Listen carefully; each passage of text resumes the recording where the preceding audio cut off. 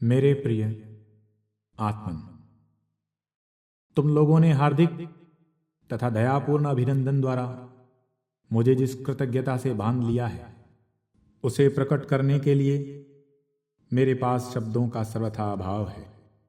अभाग्यवश प्रबल इच्छा के रहते हुए भी मैं ऐसी स्थिति में नहीं हूं कि एक दीर्घ व्याख्यान दे सकूं। यद्यपि हम लोगों के संस्कृतज्ञ मित्र ने कृपापूर्वक मेरे लिए बड़े सुंदर सुंदर विशेषणों की योजना की है, पर मेरा एक स्थूल शरीर भी तो है, चाहे शरीर धारण विडंबना मात्र क्यों न हो। और स्थूल शरीर तो जड़ पदार्थ की परिस्थितियों, नियमों तथा संकेतों पर चलता है। अतः थकान और सुस्ती भी कोई ऐसी चीज है जिसका असर स्थूल शरीर पर पड़े बिना नहीं रहता। पश्चिम में मुझसे जो थोड़ा सा काम हुआ है उसके लिए देश में हर जगह जो अद्भुत प्रसन्नता तथा प्रशंसात्मक भाव दिखाई देता है वह सचमुच महान वस्तु है। मैं इसे इस ढंग से देखता हूं, इसे मैं उन महान आत्माओं पर आरोपित करना चाहता हूं जो भविष्य में आने वाले हैं। अगर मेरा किया यह थोड़ा सा काम सारी जाति से इतनी प्रशंसा पा सकता है तो मेरे बाद आने वाले संसार में उथल पुथल मचा देने वाले आध्यात्मिक महावीर इस राष्ट्र से कितनी प्रशंसा न प्राप्त करेंगे। भारत धर्म की भूमि है। हिंदू लोग धर्म केवल धर्म समझते हैं। सदियों से उन्हें इसी मार्ग की शिक्षा मिलती आई है, जिसका फल यह हुआ कि उनके जीवन के साथ इसी का घनिष्ठ संबंध हो गया। और तुम लोग जानते हो कि बात ऐसी ही है। इसकी कोई जरूरत नहीं कि सभी दुकानदार हो जाएं, या सभी अध्यापक कहलाएं, या सभी युद्ध में भाग लें, किंतु इन विभिन्न भावों में ही संसार की भिन्न भिन्न जातियां सामंजस्य की स्थापना कर सकेंगी। जान पड़ता है कि इस राष्ट्रीय एकता में आध्यात्मिक स्वर अलापने के लिए हम लोग विधाता द्वारा ही नियुक्त किए गए हैं। और यह देखकर मुझे बड़ा आनंद होता है कि हम लोगों ने अब तक परंपरागत अपने उन महान अधिकारों को हाथ से नहीं जाने दिया जो हमें अपने गौरवशाली पूर्व पुरुषों से मिले हैं, जिनका गर्व किसी भी राष्ट्र को हो सकता है। इससे मेरे हृदय में आशा का संचार होता है। यही नहीं, जाति की भावी उन्नति का मुझे दृढ़ विश्वास हो जाता है। यह जो मुझे आनंद हो रहा है वह मेरी और व्यक्तिगत ध्यान के आकर्षित होने के कारण नहीं, वरन यह जानकर कि राष्ट्र का हृदय सुरक्षित है और अभी स्वस्थ भी है। भारत अब भी जीवित है। कौन कहता है कि वह मर गया?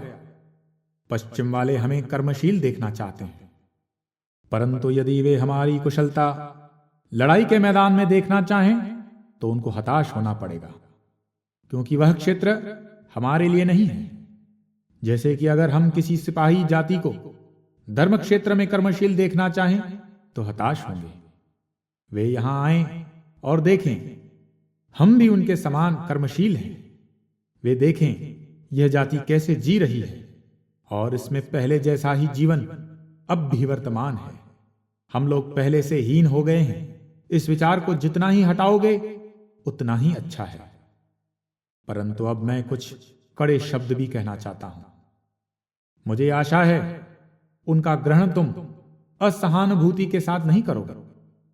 अभी अभी तुम लोगों ने जो यह दावा दायर किया कि यूरोप के भौतिकवाद ने हमको लगभग प्लावित कर दिया है, सो सारा दोष यूरोप वालों का नहीं, अधिकांश दोष हमारा ही है।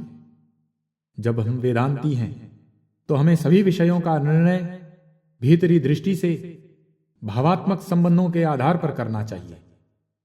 जब हम वेदांती हैं तो यह बात हम निसंदेह समझते हैं कि अगर पहले हम ही अपने को हानि न पहुंचाएं तो संसार में ऐसी कोई शक्ति नहीं जो हमारा नुकसान कर सके। भारत की पंचमांश जनता मुसलमान हो गई। जिस प्रकार इससे पहले प्राचीन काल में 2/3 मनुष्य बौद्ध बन गए थे, इस समय पंचमांश जनसमूह मुसलमान है। 10 लाख से भी ज्यादा मनुष्य ईसाई हो गए हैं। यह किसका दोष है? हमारे इतिहासकारों में से एक का चिरस्मरणीय भाषा में आक्षेप है, जब सतत प्रवाहशील झरने में जीवन बह रहा है तो ये अभागे कंगाल भूख प्यास के मारे क्यों मरे? प्रश्न है, जिन्होंने अपना धर्म छोड़ दिया, उन लोगों के लिए हमने क्या किया? क्यों वे मुसलमान हो गए? इंग्लैंड में मैंने एक सीधी सादी लड़की के संबंध में सुना था जो वेश्या बनने के लिए जा रही थी। किसी महिला ने उसे ऐसा काम करने से रोका। तब वह लड़की बोली, मेरे लिए सहानुभूति प्राप्त करने का एकमात्र उपाय यही है। अभी मुझे किसी से सहायता नहीं मिल सकती, परंतु मुझे पतित हो जाने दीजिए। गली गली ठोकरें खाने वाली स्त्रियों की हालत को पहुंच जाऊं, तब संभव है दयावती महिलाएं मुझे लेकर किसी मकान में रखें और मेरे लिए सब कुछ करें। आज हम अपने धर्म को छोड़ देने वालों के लिए रोते हैं, परंतु इसके पहले उनके लिए हमने क्या किया? आओ हम लोग अपनी ही अंतरात्मा से पूछें कि हमने क्या सीखा। क्या हमने सत्य की मशाल हाथ में ली? अगर हां, तो ज्ञान विस्तार के लिए उसे लेकर कितनी दूर बढ़े? तो समझ में आ जाएगा कि उन पतितों के घर तक ज्ञान लोग विकीर्ण करने के लिए हमारी पहुंच नहीं हुई। यही एक प्रश्न है जो अपनी अंतरात्मा से हमें पूछना चाहिए। क्योंकि हम लोगों ने वैसा नहीं किया, इसलिए वह हमारा ही दोष था, हमारा ही कर्म था। अतएव हमें दूसरों को दोष नहीं देना चाहिए, इसे अपने ही कर्मों का दोष मानना चाहिए। भौतिकवाद, इस्लाम धर्म, ईसाई धर्म या संसार का कोई वाद कदापि सफल नहीं हो सकता था यदि तुम स्वयं उसका प्रवेश द्वार न खोल देते। नर शरीर में तब तक किसी प्रकार रोग के जीवाणुओं का आक्रमण नहीं हो सकता जब तक वह दुराचरण, क्षय, कुखाद्य और असंयम के कारण पहले ही से दुर्बल और हीन वीर्य नहीं हो जाता। तंदुरुस्त आदमी सब तरह के विषैले जीवाणुओं के भीतर रहकर भी उनसे बचा रहता है। पहले की भूलों को दूर करो, प्रतिकार का समय अब भी है। सर्वप्रथम पुराने तर्क वितर्कों को, अर्थहीन विषयों पर छिड़े हुए उन पुराने झगड़ों को त्याग दो जो अपनी प्रकृति से ही मूर्खतापूर्ण है। गत 6-7 सदियों तक लगातार पतन पर विचार करो, जबकि सैकड़ों समझदार आदमी सिर्फ इस विषय को लेकर वर्षों तर्क करते रह गए कि लोटा भर पानी दाहिने हाथ से पिया जाए या बाएं हाथ से, हाथ 4 बार धोया जाए या 5 बार, और कुल्ला 5 दफे करना ठीक है या 6 दफे। ऐसे आवश्यक प्रश्नों के लिए तर्क पर तुले हुए जिंदगी की जिंदगी पार कर देने वाले और इन विषयों पर अत्यंत गवेषणापूर्ण दर्शन लिख डालने वाले पंडितों से और क्या आशा कर सकते हो?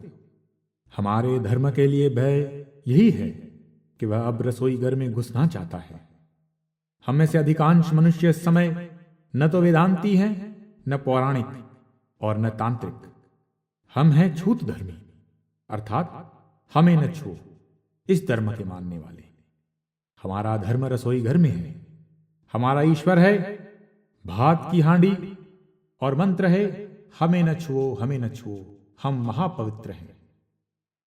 अगर यही भाव 1 शताब्दी और चला तो हम में से हर एक की हालत पागल खाने में कैद होने लायक हो जाएगी।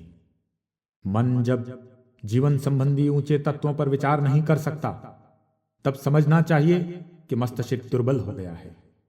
जब मन की शक्ति नष्ट हो जाती है, उसकी क्रियाशीलता, उसकी चिंतन शक्ति जाती रहती है, तब उसकी सारी मौलिकता नष्ट हो जाती है। फिर वह छोटी से छोटी सीमा के भीतर चक्कर लगाता रहता है। अतएव पहले इस वस्तु स्थिति को बिल्कुल छोड़ देना होगा और फिर हमें खड़ा होना होगा, कर्मी और वीर बनना होगा। तभी हम अपने उस अशेष धन के जन्मसिद्ध अधिकार को पहचान सकेंगे जिसे हमारे ही लिए हमारे पूर्व पुरुष छोड़ गए हैं और जिसके लिए आज सारा संसार हाथ बढ़ा रहा है। यदि यह धन वितरित न किया गया तो संसार मर जाएगा। इसको बाहर निकाल लो और मुक्त हस्त इसका वितरण करो। व्यास कहते हैं, इस कलियुग में दान ही एकमात्र धर्म है और सब प्रकार के दानों में अध्यात्म जीवन का दान ही श्रेष्ठ है। इसके बाद है विद्या दान, फिर प्राण दान और सबसे निकृष्ट है अन्नदान। अन्नदान हम लोगों ने बहुत किया। हमारी जैसी दानशील जाति दूसरी नहीं। यहां तो भिखारी के घर भी जब तक रोटी का एक टुकड़ा रहता है वह उसमें से आधा दान कर देगा। ऐसा दृश्य केवल भारत में ही देखा जा सकता है। हमारे यहां इस दान की कमी नहीं। अब हमें अन्य दोनों धर्मदान और विद्यादान के लिए बढ़ना चाहिए। और अगर हम हिम्मत न हारें, हृदय को दृढ़ कर लें और पूर्ण ईमानदारी के साथ काम में हाथ लगाएं, तो 25 साल के भीतर सारी समस्याओं का समाधान हो जाएगा और ऐसा कोई विषय न रह जाएगा जिसके लिए लड़ाई की जाए। तब संपूर्ण भारतीय समाज फिर एक बार आर्यों के सदृश हो जाएगा। मुझे तुमसे जो कुछ कहना था कह चुका। मुझे योजनाओं पर ज्यादा बहस करना पसंद नहीं, बल्कि मैं अपनी योजनाओं के विषय में चर्चा करने की अपेक्षा कुछ करके दिखाना चाहता हूं। मेरी कुछ खास योजनाएं हैं और यदि परमात्मा की इच्छा हुई और मैं जीवित रहा तो मैं उन्हें सफलता तक पहुंचाने की कोशिश करूंगा।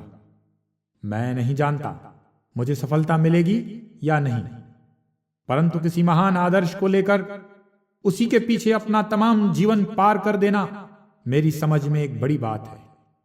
नहीं तो इस नगण्य मनुष्य जीवन का मूल्य ही क्या? जीवन की सार्थकता तो इसी में है कि वह किसी महान आदर्श के पीछे लगाया जाए। भारत में करने लायक बड़ा काम इस समय यही है।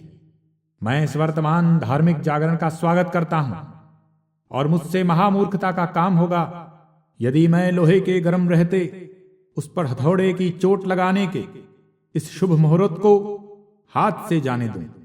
अस्तु।